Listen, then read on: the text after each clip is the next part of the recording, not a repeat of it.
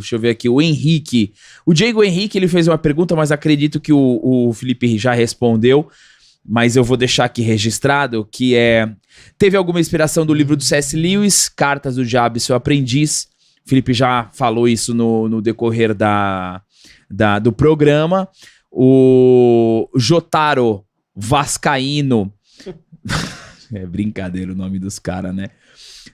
Ele faz uma pergunta sem espaço, não tem espaço no teclado dele. Então, todas as palavras juntas, eu vou tentar ler sem cair em pegadinha, mas saindo do assunto, vocês já pensaram em trazer conteúdos de games? Ainda, que a gente sempre pensa, né? Mas falta tempo. O Felipe Rocha, o que significa... A gente pensa em muita coisa, né? Muita. Se o dia tivesse 48 horas, talvez, né? O Felipe Rocha, o que significa a cena dos diabos indo comer na mesa após a briga do Pedro e sua mãe? Uma pergunta. As demais... Aqui ficou meio difícil de entender, mas responde primeiro essa, tá, Felipe? Dessa cena. Tem uma mistura, ele mistura duas cenas, que é da briga do Pedro com a mãe, os diabos não vão comer na mesa. Eles na verdade, eles sentam na mesa depois da briga da família da Sarah. Assim, eles sentar na mesa não tem nenhuma intenção velada ali. Se você achar alguma metáfora aí pra isso aí, nos conta que a gente compartilha aqui. Mas o que tem de interessante ali é que aquilo está preparando o discurso que o Fausto vai fazer sobre o quanto ele odeia a harmonia, a música e o silêncio, né?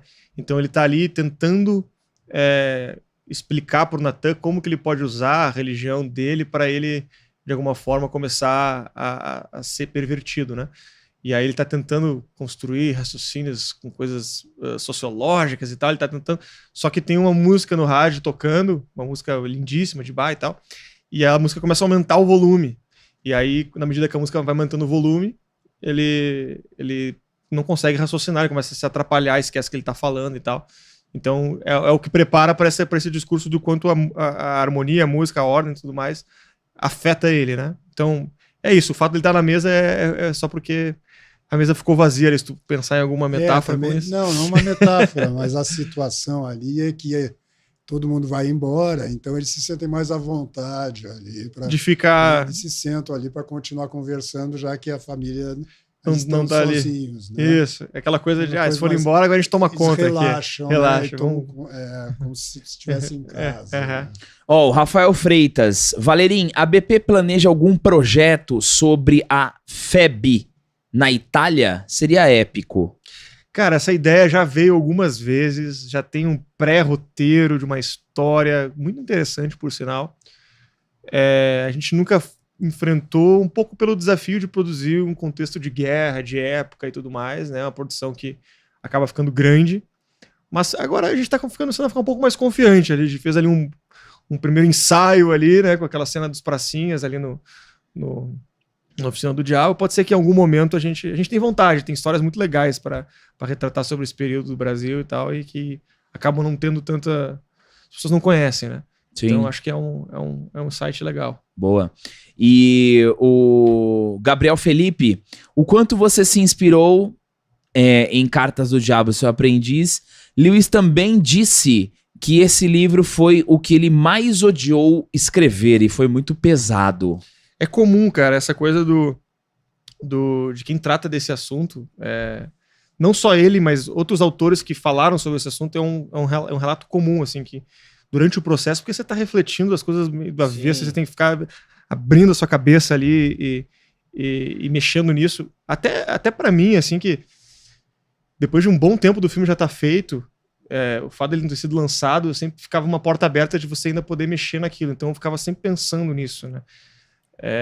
E aí você tava sempre refletindo, putz, será que essa tendência acontece assim? Será que o cara age assim, assado e tal? Então foi uma coisa que me perturbou um pouco também, assim, durante esse processo, né? Então acho que não tem como ser diferente, né? Seja pela influência espiritual, que eu acredito que aconteça quando você mexe com essas coisas e tal, mas também pela influência intelectual também mesmo, porque você tá pensando ali sobre o pior do ser humano, né? Nossos vícios, nossas tendências, aquilo que a gente faz de mais egoísta, de mais canalha, de mais... Você tá né, isso vai te consumindo um pouco, assim, né? Então, é bem compreensível, eu acho isso. Acho que o objetivo, né, eu achei interessante no final com a nossa conversa aqui, no final do filme, você faz um autoexame na tua vida inteira, né?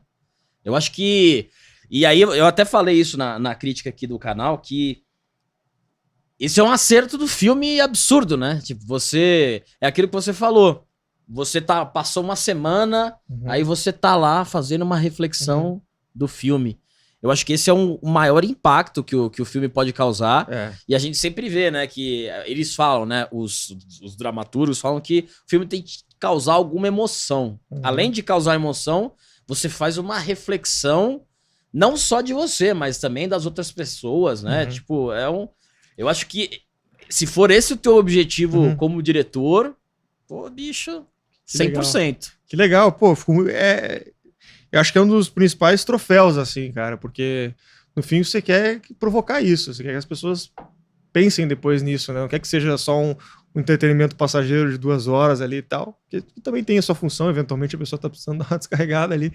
Mas nosso objetivo desde o início era esse, que gerasse debate, que as pessoas falassem sobre isso depois, que gerasse reflexão, questionamento, até dúvidas. Muita gente começou a me mandar dúvida no Instagram e coisa. Por que tal coisa é de tal jeito? Porque eu acho isso um ótimo sinal, né?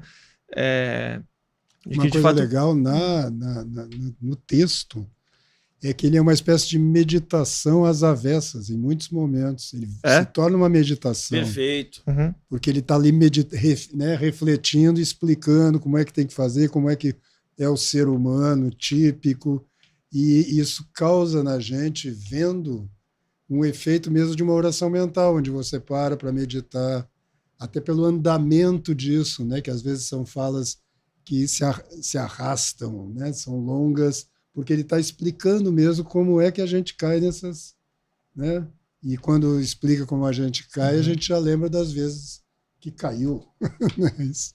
Ô Felipe, eu até separei um trecho aqui, porque uma das coisas que eu mais gostei é como que foi a retratação da empresa, né? Porque você traz ali o diabo, você traz um prédio meio comercial, executivo, com secretário, gerente, e o diabo, o inferno é uma empresa, né? Essa ideia do inferno sendo uma empresa foi sua, foi extraída, inspirada em alguma coisa, e como que foi a ideia física dessa empresa, visual, estética, foi você que montou?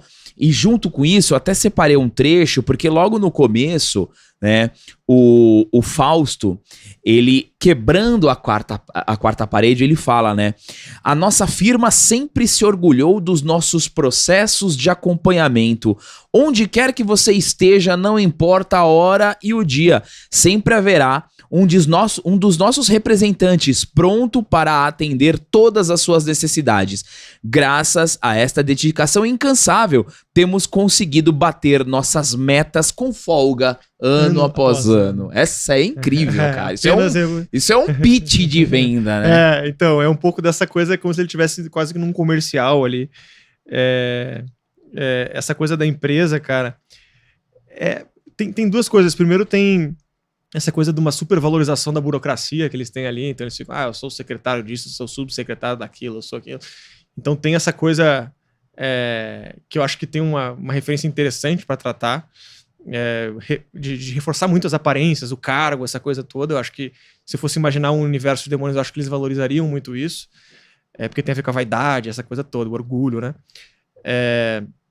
E tem uma coisa também que eu me lembro que a gente chegou a pensar em retratar primeiro como uma coisa um pouco mais luxuosa, assim, né? Porque é muito comum a gente ver essa linguagem, assim, né? O próprio advogado diabo trata ali o personagem do Al Pacino, ele tá num ambiente luxuoso, né? Grandes escritórios de advocacia em Nova York, aquela coisa e tal. A gente chegou até no primeiro momento a olhar locações que iam um pouco mais para esse lado, mas como a gente não estava retratando demônios no mundo real, que nem é o caso do advogado do diabo, que ali eles são personagens que interagem, que estão vivendo como pessoas ali e tal, E sim, eles estão no ambiente deles, no inferno. A pessoa, cara, não, mas no ambiente deles não pode ser uma coisa muito harmônica, bonita, elegante. Vai ser uma coisa mais degradada, mais... Então foi uma coisa que a gente quis fazer, né? A gente pegou galpões, então tem uma mistura, assim, né? Tem aqueles galpões abandonados, que a gente gravou aqui em alguns galpões, aquela arquitetura mais brutalista, não sei se é essa palavra. Rústica, brutalista. Eu achei muito legal. Que misturando com esse ambiente de trabalho ali dos anos, sei lá que anos que é aquilo aí, anos 60 talvez, eu achei que deu uma cara muito legal misturar essas linguagens, né? E depois teve essa coisa, não foi tudo gravado lá, algumas coisas foi gravado em umas estações ferroviárias antigas, meio metalúrgica, meio metalúrgica, antigo, tudo meio enferrujado, aquela coisa com aquela neblina, então criou uma atmosfera meio, enfim, que acho que tem a ver com a temática toda do filme, assim, né? Que tem essa coisa também junto com isso tem a questão dos trens, que é um elemento simbólico que está muito presente na própria cidade ali. Essa coisa da ferrugem que tem a ver com a passagem de tempo. Então, os demônios são antigos, né? Eles estão há muito tempo fazendo isso e tal. Então tem essa coisa meio milenar. Tem essa coisa da neblina que te leva para um lugar de mistério, de contemplação.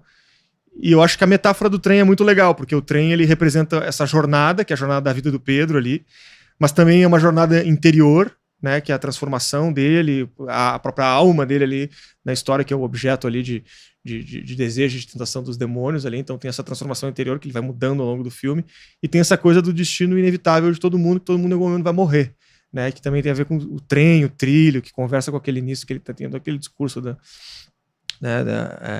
você sempre pode escolher o caminho e tal. Ele fala, você não é como um trem preso no trilho, que é a frase, o texto inicial, o demônio tem um pouco a ver com essa metáfora toda, assim, né? Então tudo meio que foi casando, assim. Te confesso que não foi tudo previamente pensado, assim como eu tô falando agora. Muitos pontos a gente vai descobrindo, vai juntando, isso aqui faz sentido e tal, e a coisa vai acontecendo em alguns pontos meio que magicamente, assim, né? Mas, enfim, nem lembro mais qual era a pergunta. Isso acontece aqui direto, ligo direto. Tô tentando render o bloco. Não, foi incrível. Foi incrível. Agora eu vou fazer a pergunta. Eu vejo os caras sempre reclamando, quando os caras vão no podcast, aí você faz a pergunta e ele responde com 2 palavas. Eu pensei, vou fazer o contrário, vou falar até me cortarem. Não, tá incrível, tá incrível. Estão falando que o Valerinho tem a skin lendária aqui. Loirão, skin lendária. Apelação. O nosso diretor aqui, o Matheus, ele mandou a seguinte pergunta, apesar de não ter o combate direto entre anjos e demônios, nós temos uma cena onde o diabo foge da presença da Eucaristia na Santa Missa. Qual que é a mensagem dessa cena?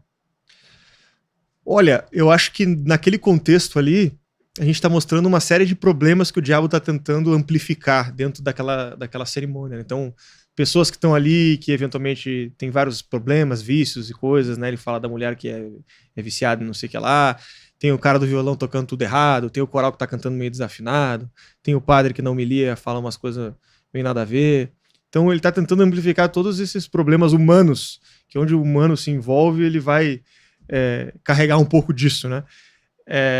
E ele está tentando fazer com que o Pedro ele preste mais atenção nisso, que ele dê o foco dele total. Só que não é só isso que está ali, né? Existe a presença real, existe Deus ali, existe Cristo naquela circunstância. Então, e com isso o demônio não tem força, ele não tem, essa luta não faz nem sentido, né? Então, a representação daquele momento é um pouco essa. Até então a gente vê os demônios dominando o tempo todo, né? Em todas as situações eles estão ali meio que controlando, eles estão assim, no controle da situação, e até ali eles estão dando luz para todas essas coisas corrompidas, mas quando acontece a consagração, que é essa representação de Cristo, e eles lembram disso através do sino, que é o que alerta, que eu falei o símbolo do sino lá no início e tudo mais, essa lembrança, eles precisam sair dali, né? Então é um momento que muita gente se emociona, essa cena viralizou pra caramba até, né? Sim, eu vi o corte. E aí você vê, e aí tipo, é um momento que você lembra assim, beleza, ele pode incomodar muito, ele pode tentar te desmotivar, te dissuadir com todos os problemas do mundo que ele vai te apresentar, mas no final das contas, quando se trata da verdade, né? ele não tem muito o que fazer, né? Então aqui ele sai de cena, né? Ele não tem capacidade de enfrentar. Ele não tem, exatamente. Porque ele tem uma coisa retórica, né? Ele chama Deus, né? E o Cristo, por extensão, de o inimigo. Isso. Mas, na verdade, Deus não é inimigo do demônio. Deus é o criador do demônio.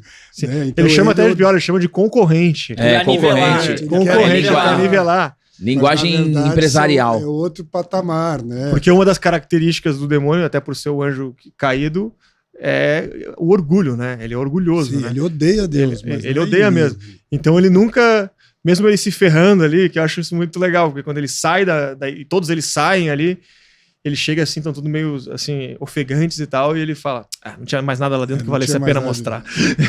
Ele nunca vai reconhecer que ele perdeu. Sim. Né? Então ele tem essa coisa da vaidade o tempo todo, né? Tanto que, não vou dar spoiler aqui, enfim, esquece.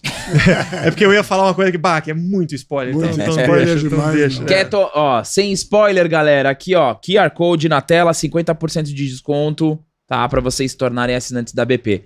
André, aqui finalizou. E aí?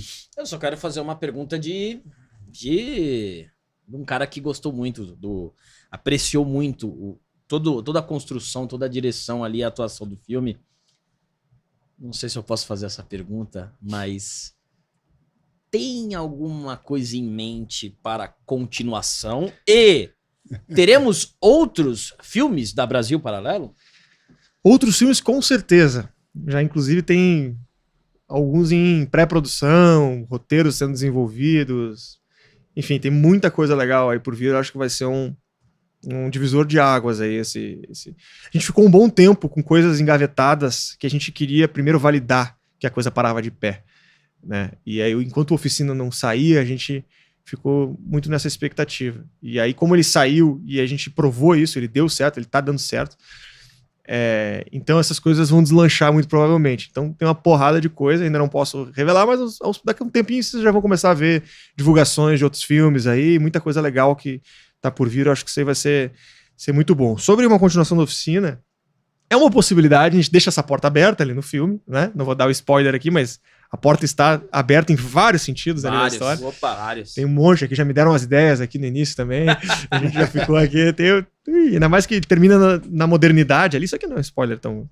Mas ele tem a modernidade ali, os tempos atuais, né? O filme começa ali no início dos anos 70 ali e tal. Não, a elucidação da modernidade no final é fantástica. Então, quanta coisa tem pra gente falar, né, sobre os momentos que a gente vive. Então, existe essa possibilidade. Eu confesso que eu preciso de um detox dessa história toda. Claro.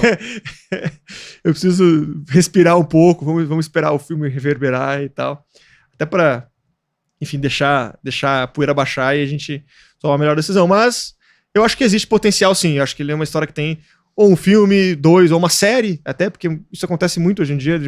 O filme ele apresenta um universo, mas esse universo depois ele é estendido através de uma série, ser um caminho legal. Uns spin-offs. Então vai depender um pouco aí de como é que vai o andamento da Oficina, nossa criatividade e também o detox que a gente vai conseguir fazer de ficar falando de demônio. Muito bom, muito bom.